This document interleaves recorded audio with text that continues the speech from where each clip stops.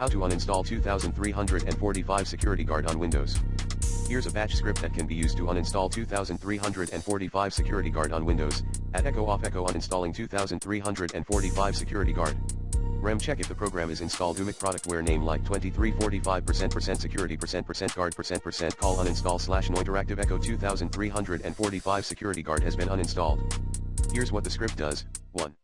It echoes a message indicating that it is uninstalling 2345 Security Guard. 2.